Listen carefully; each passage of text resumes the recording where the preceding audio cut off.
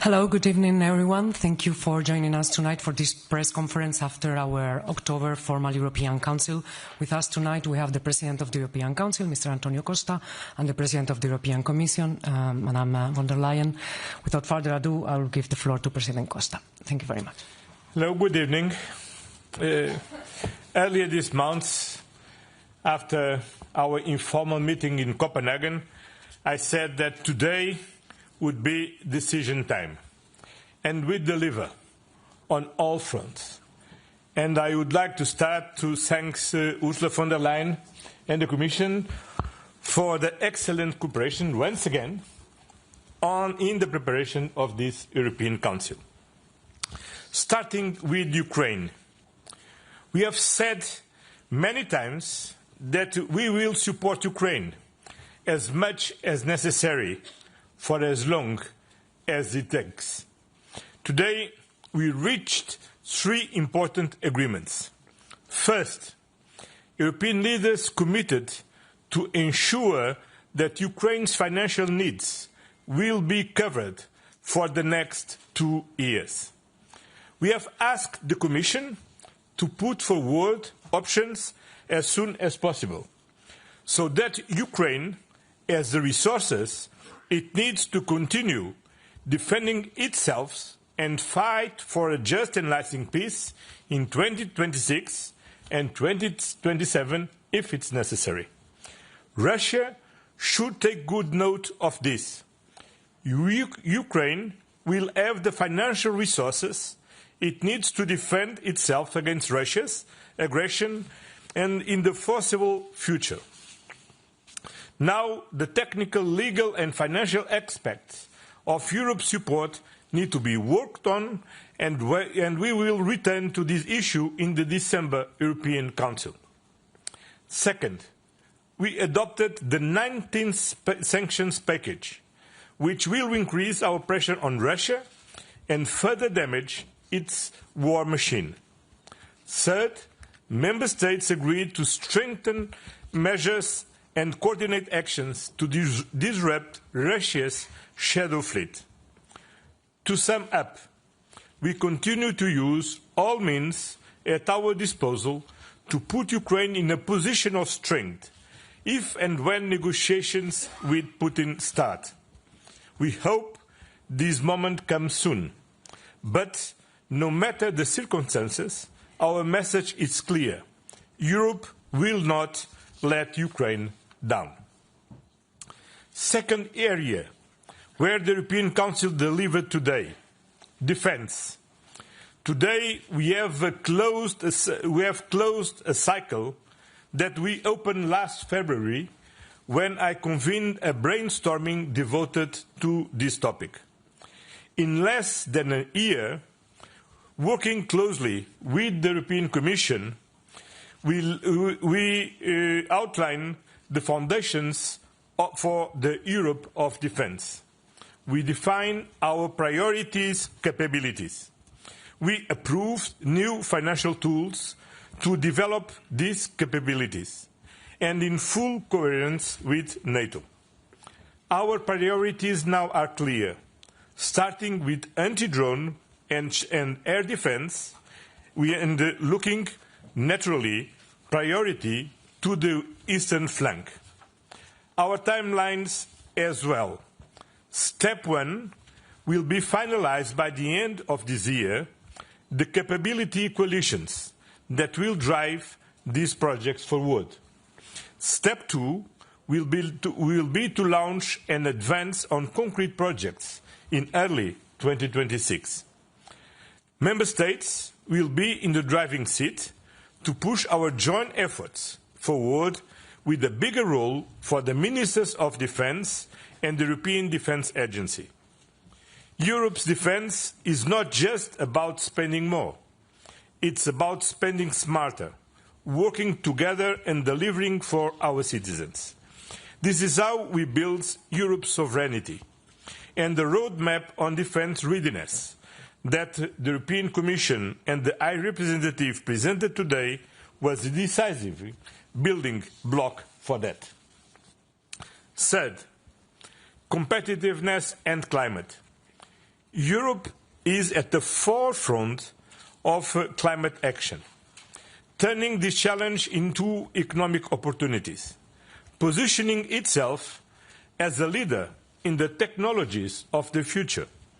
Today, we reaffirmed our commitment to the Paris Agreement and also agreed that we need to be pragmatic and flexible in our strategy to make sure that Europe's climate ambitions and the competitiveness of our economy, of our industries, go hand in hand and leave no one behind.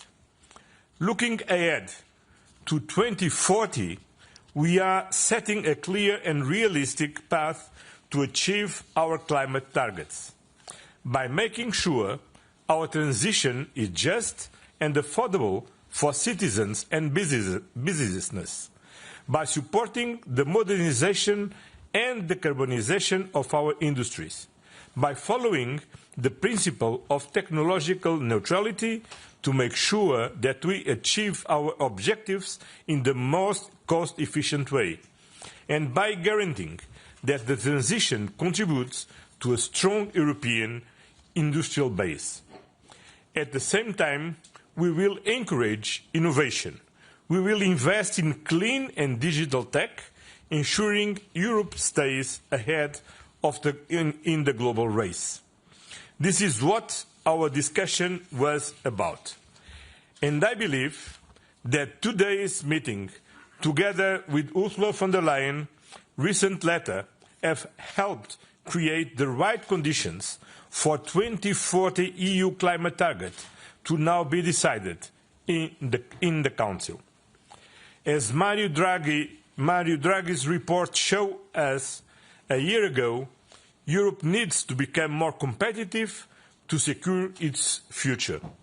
The clean and digital transition, along with our simplification efforts, which have decided to push forward decisively, we are key parts of our agenda to ensure Europe's international competitiveness. Last but not least, to be stronger externally, we need to be strong internally. And the leaders also need to be focused on the European citizens' daily concerns. Housing affordability and accessibility are among the most pressing concrete issues for millions of Europeans. While in this area competence remain at national, regional and local level, I wanted European leaders to come together and discuss how the European Union can complement and support their efforts. And our debate was very useful and it was concrete. And it has offered political guidance for the preparations of the European Affordable Housing Plan by the European Commission. The European Union institutions are fully engaged in helping address this crisis. We must do everything in our power to tackle it. It is what our citizens expect from us. In conclusion, today the European Council delivered concrete measures on Ukraine, defence, climate and competitiveness, and we open a new cycle for housing policy. And we will keep delivering for our citizens, for our future, and for our place in the world. Thank you very much. Madam President. Yeah, thank you very much, dear Antonio. Indeed, we had a very good discussion and we made progress in a number of areas. Let me also start with Ukraine. Indeed, this morning we adopted the 19th sanctions package. It is a wide-ranging and extensive package that hits at the heart of the Russian war economy. And in parallel, the United States is proceeding with its own set of sanctions on Russia. So these are two very welcomed moves at the same time. Because, of course, together with our partners and allies, we have a greater impact. And we will keep up pressure on Russia for as long as it takes, just as we've always said that we will stand by Ukraine for as long as it takes to secure an end to the killing and a just and lasting peace. This was also today our message to President Zelensky.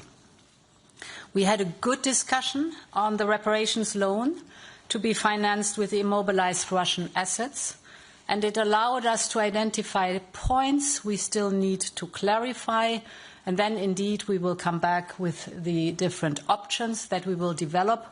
Let me underline again, we will always respect European and international law while we are taking this work forward that we've just described.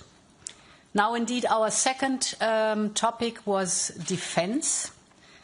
And we had a very positive discussion today on the roadmap of readiness for Readiness 2030.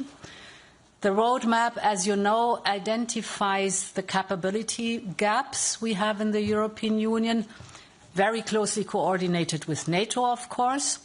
And the roadmap describes objectives and different milestones and deadlines to reach our goal to fill these capability gaps by 2030. It is a 360 degrees approach, so the principle is very simple. Our security is about protecting our borders. Today it is in the east, but tomorrow it might be in the south. So it is started as a real 360-degree approach. The flagship projects that we have identified are a very clear example for this. They are pan-European, they are cross-cutting in nature, and of course they can be projects of common European interest. You mentioned the Drone Alliance, or for example the Eastern Flank Watch, but also the space defence or the air shield, the European air shield, are typical examples. Now, very important in the discussion was the fact that, as we will have with the roadmap, a surge in defence expenditure, it is for us very important that these defence investments are an engine for growth. In other words, we want a return on investment. It's going to be billions and billions, actually 800 billion, up to 800 billion till 2030. And we want a very clear return on investment by creating jobs here in the European Union and having research and development here in the European Union. So Europe must be responsible for its own defence as a strong transatlantic security and fully aligned with NATO. Moving on to competitiveness and the clean transition. Globally, the clean transition is now full in swing. Clean tech markets around the world are booming. If you look at some figures, the global market for batteries, for example, is expected to double in size over the next 5 years. The global market for wind turbines continues to rise by over 10% every year. And if you look at the developing economies across Asia, Africa, and Latin America, last year the sales of electric cars have risen by 60%. So this is not only good news for the climate, it is also a great economic opportunity. And the discussion was among us whether we want to reap the benefits of this global clean tech boom or just let others profit from it. And of course, the answer is very clear. We are going all into this competition. And there were 3 points that we emphasized in this discussion. The first is we must support more clean products that are made in Europe. This gives us also independence. So we will introduce a Made in Europe criterion for public procurement in some strategic sectors.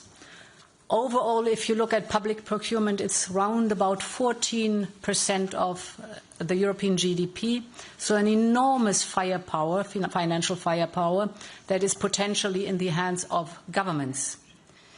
The second point is that we must ensure that new foreign investments in our industry are truly in our interest.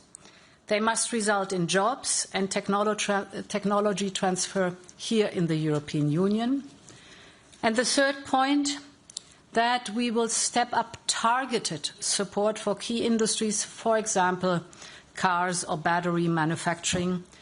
You know that we are working on a battery booster to support production in Europe.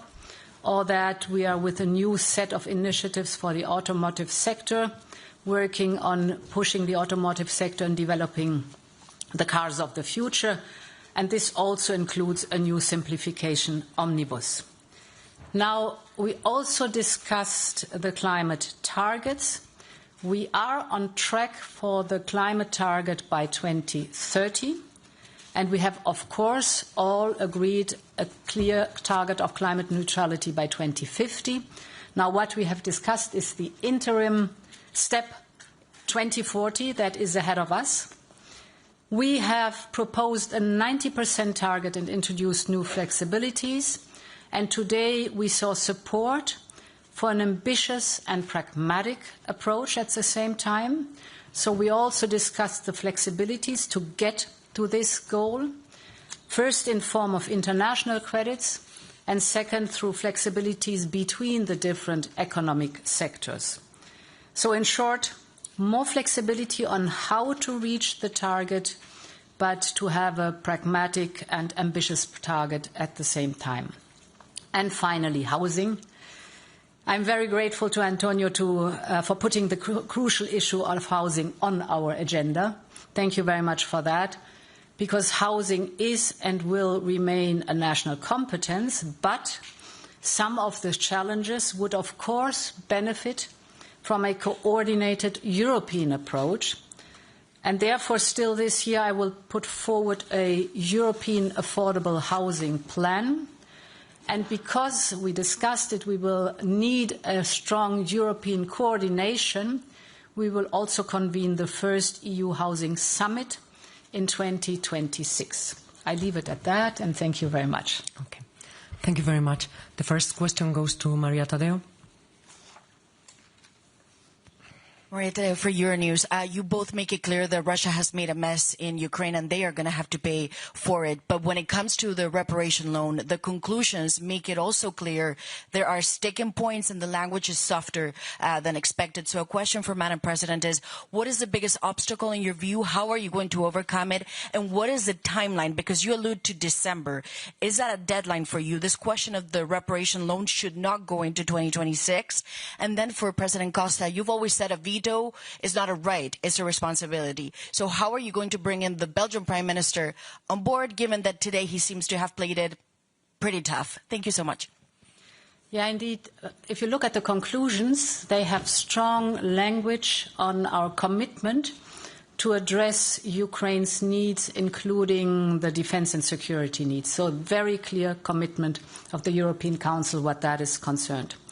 And there's the invitation to the Commission to come with options. This is a topic that is certainly not trivial. It's very complex. And therefore we discussed it, but it was also very clear that there are points to be clarified and to have a deep dive and to work more on them. So in other words, we agreed on the what, that is the reparations loan. And we have to work on the how we make it possible, what is the best option to move forward.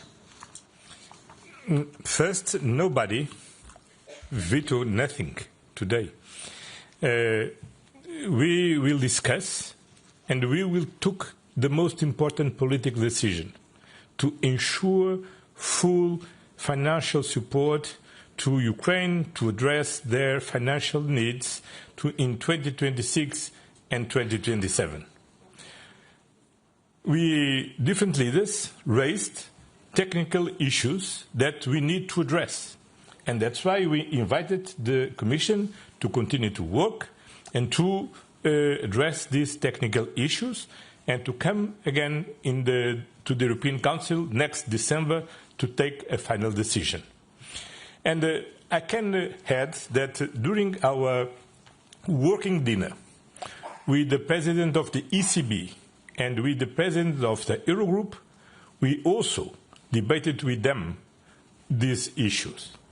And their messages are very clear. First, the solution proposed by the European Commission respects European law and respects international law. First thing, very important. Second, all the technical issues, it's possible to solve all the technical issues. That means that this solution is feasible. And first and last, the president of the Eurogroup said inclusively that this is the best solution to address and to implement our political decision to ensure full financial support to Ukraine for 2026 and 2027. And this political decision is the most important message to Russia. That means that Ukraine will have the means that they need to continue to fight for a just and lasting peace, for defend themselves for Russia aggression, and Ukraine can continue to count on the European Union to support Ukraine. They are not European fatigue. We are ready to continue to work to support Ukraine. Thank you. Mark Peperkorn. Mark Peperkorn, Volkskrant. I want to follow up on this, especially on the how of the reparations loan. When I read the conclusions about the options, I thought this is remarkable. So therefore my first question for both presidents, is there another credible, substantial option to help Ukraine financially apart from using the frozen assets? That's one. Or two, did I misunderstand the conclusions? And do you mean with options only, yes, we will use these assets, but the option is in what way? Thanks. I think it was very clear in the discussion that if you look at options, it is as at options how to use the immobilized assets. Potentially there are always other options than using the immobilized assets. Therefore, the clear commitment of the European Council to cover the financial needs in the next 2 years, very clearly including the defense and security needs of Ukraine, is the first statement that always has to be there. Then the focus is on the immobilized assets, and here to look at different options. Indeed, I can only underline that the President of the European Central Bank and the President of the Eurogroup both were very clear that they said these are elements to be addressed, but they can be addressed. This was very clear in both their statements. And I think for us also is very important to send the message we are in for long haul. No matter what, we are in for long haul. As a politician, I know that there are always an alternative. This is what is about politics. And the politics decision is about to take the best decision. And for this, we need to compare pros and cons. And I think the Commission found a very clever, innovative solution. But of course, like all other solutions, have pros and cons. And what a responsible body as the European Council needs to do is to ask for the alternatives, to compare the alternatives. And that's the reason because we asked the Commission to present and to the Council to analyze, and then we come it comes again to the European Council in December to take a final decision. Okay. Next question to Le Soir. Thank you. Thank you. Agathe de Clercq for Le Soir. Thank you for the briefing. The Secretary General for the United Nations, Antonio Guterres, said yesterday that overshooting the 1.5 degree target was inevitable. It's something scientists have said, even though it is a bit too early to be sure at the moment. Do you think that the flexibilities that you are proposing will be helping to achieve the Paris Agreement? And the second question I have is, I understand that it is important to find a balance between flexibility and predictability for the climate targets, but the revision clause introduced in the conclusion for the 2040 targets, how do you think it is in this balance? Well, thank you so much. So, first of all, for the general orientation, we have set, cast in law, 2 goals already. It's the 2030 goal for reducing at least minus 55% of CO2 emissions. And as I said, we are clearly on track to reach that goal. I think this is very important because it's the closest time-wise. And then there is the clear obligation by 2050 to be climate neutral. This is also cast in law, agreed by all 27 member states. So there's a broad consensus that we want to be climate neutral by 2050. And now the 2040 goal is on the way towards climate neutrality. And indeed, I mean, this is a huge transition we are undergoing. And it is quite a long time to move forward, quite a long way to go. And therefore, it is important to be very firm on keeping the goal in mind, the 2040 goal, but to be flexible, pragmatic, adaptable on the way forward. And this includes the flexibilities. Flexibilities, of course, in a limited form, what international credits are concerned, but also the flexibility that you can, for example, work or get these CO2 emissions down with working with different sectors. It depends very much on the member state. The 27 member states have different situations, so not one size fits all, but it gives them the possibility to reach the common target while choosing the delivery in the sectors that are the most suitable for that. So what was important for us, stay the course, 2050 climate neutrality. We are well on track by 2030, and now we have to define how we get in the most pragmatic but efficient way to the 2040 goal. Okay, we have time for one more question. To El País, please. Thank you very much, Celia Yusuf from El País newspaper. It's on Mercosur because there's nothing on the conclusions on that, but Chancellor Friedrich Merz mentioned that there was a discussion on this and there was an agreement so the Mercosur could be finally signed on December 19th. So I wanted to understand if there's an agreement on that or if you can clarify. Thank you. Vale. No habemos... Wait a second. Yes, we do have under my control. No, you can make confidence. Always. No ha habido una discusión sobre eso. He pedido a los líderes que hablen con sus embajadores para resolver problemas técnicos con las traducciones, de modo que podamos aprobar sin firmar el acuerdo en tiempo. Eso es. Nada habíamos decidido, no habíamos discutido. He hecho un pedido a los líderes para que hablen con los embajadores, para que sean proactivos para resolver problemas que tenemos con las traducciones. Arreglar esto al tiempo de firmar cuando lo queremos firmar antes del final del año. Gracias. Gracias. Thank you very much. Have a good evening.